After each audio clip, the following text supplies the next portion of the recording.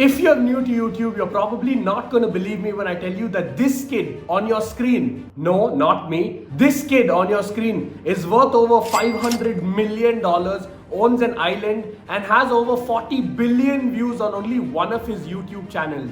Yes, ladies and gentlemen, today we're going to be talking about Mr. Beast and how he's achieved his success over the years and how he is the number one YouTuber there is in the world. He's the number one individual YouTuber there is in the world. Before it used to be PewDiePie, but Mr. Beast being Mr. Beast beat PewDiePie, which is massive. And it was a huge topic of discussion on YouTube for the longest of time that PewDiePie was beaten because he was the number one YouTuber. He had over 100 million subscribers and Mr. Beast still managed to beat him. T-Series is still number one, but that's like a group. So when it comes to an individual, Mr. Beast is number one on YouTube. So for those of you who know him and want to start doing YouTube, take out your notes because I'm going to tell you everything that he's done in a step-by-step process because I've seen all of his interviews and I've written down a lot of notes on how Mr. Beast did it and how he's made his success.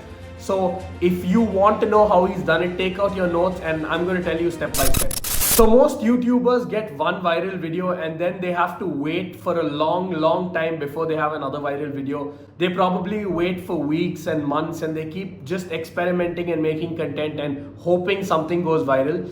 But that's not actually how Mr. Beast did it. If you noticed in 2020, in his old videos, he crossed 10 million views in every single video. So basically one of the secrets of Mr. Beast is that when you say something in your title and thumbnail, you have to deliver. Which basically means if I tell you in my title and thumbnail that I'm going to be climbing Mount Everest, in the video, if I don't climb Mount Everest, you're not going to come back and watch my content because I basically lied to you and I wasted your time. Even though YouTube is a free platform, people are spending with their time. So if you're going to watch my video and I told you that I'm going to be climbing a mountain but I don't, you're going to be disappointed because I didn't do what I said I was going to do. So first of all, you have to deliver what you say you're going to deliver in the title and thumbnail. Now coming to the title and thumbnail itself.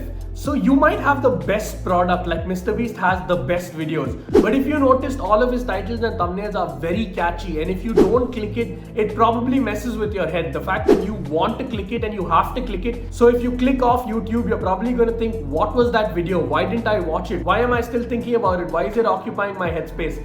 Because all of his titles and thumbnails are that catchy that you have to end up clicking on them. His titles and thumbnails have a hook, just like how a hook has to be there in a video, and just like how a hook hooks you on, his titles and thumbnails hook you on. And then when you click onto his video, you realize that he's delivered everything that he said in his titles and thumbnails. Also, Mr. Beast says, make the title of your video lesser than 50 characters because people need to know what they're clicking. So if the title of a video is 100 characters and I don't even know the entire title and I can't even read it, why am I going to spend my time clicking it? I want to know what exactly I'm clicking because before you deliver what you promise, you need to promise it right. So the number one way to get your video pushed on YouTube is by watch time and retention. So Mr. Beast has used the best tactics to increase his watch time and increase his retention. So your video has to be really catchy if you want people to stay to the end. So if you say you're going to be climbing Mount Everest, the part where you actually reach should be at the end. You probably have to use the part where you reach it for 5 seconds in the beginning as a hook, but make sure the entire thing is at the end of the video because only then are people going to stay throughout the video. So the apt size for a YouTube video is between 10 and 20 minutes.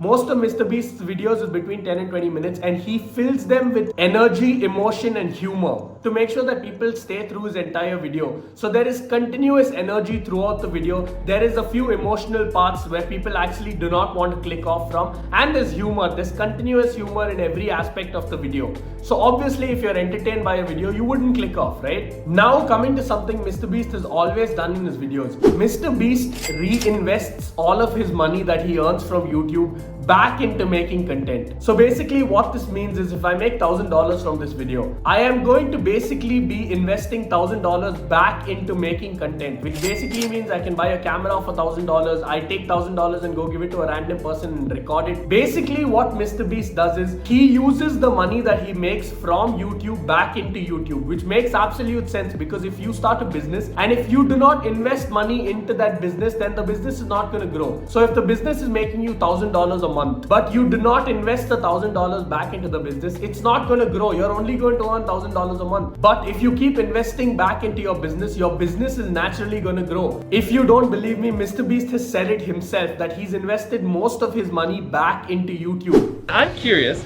if you would quit your job for $100,000. No, I don't think I would. And you'll notice that he uses a lot of money titles. So when you use money titles, you're automatically gonna get clicks because people want to know if you really went out and gave a stranger $10,000. You're not allowed to say anything. Don't say anything. All right, just hand it to Oh her. my goodness. She's not taking it. What? Just give it to her. She's not taking it. She won't take it? Don't say anything, Jimmy. Is he saying stuff? She took it. People want to know if you delivered what you had promised, as I said. I'm not saying invest all of it like Mr. Beast, but make sure to invest at least a little bit because only if you invest in your business will your business grow. And now for the final point, last but not the least, this is one of the most important points on YouTube. You have to stay consistent. If you're not consistent, there is no future in this business. Like in any other business, if you're not consistent with YouTube and if you do not make enough content, then people who watch your content and people who actually like your content won't have enough content to like and watch. So you have to keep making content and you have to do it on a daily basis whether you like it or not. If you don't like it, it's probably not for you. But again, it comes down to the discipline aspect where you have to do it whether you like it or not. Then and only then are you going to be successful when it comes to the business of YouTube. If you are consistent and if you make videos consistently, people are going to love it. People are going to subscribe. People are going to like. People are going to share your videos and they are going to stay tuned and you're going to make money because it is a business. But you have to treat it like a business. If you treat it like a hobby and if you don't really care about the money aspect, then that's up to you.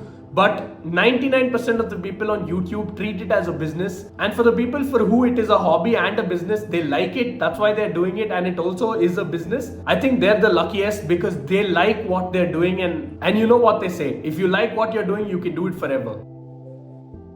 Thank you guys so much for watching. I hope you all enjoyed this video. If you did, please leave a like and subscribe for more. I'm going to be making a lot of more videos like this, so do not miss out. Stay tuned to this channel, turn on post notifications, do all of that. And that's about it. Peace out. Basically what I did was I somehow found these other like 4 lunatics. 3 of us were college dropouts, 1 was a high school dropout, and 1, I don't know, he just like quit his job. We were all super small YouTubers, and we basically talked every day for 1,000 days in a row and did nothing but just like hyper study like what makes a good video, what makes a good thumbnail, what's good pacing, like how to go viral. We would just get on Skype every morning, and like some days like I'd get on Skype at 7 a.m. and I'd be in the call until like 10 p.m. and then I'd go to bed, I'd wake up and I'd do it again. We'd do things like take 1,000 thumbnails and see if like there's a correlation to the brightness of the thumbnail to how many views. If you're putting 1 million Orbeez in a pool, don't start the video with you shopping for, you know, your mom's birthday present. At the beginning of the video, just say, this is 100 million Orbeez. We're gonna fill this pool and this entire backyard with them. I think small YouTubers should do is I would reply to every single comment. And so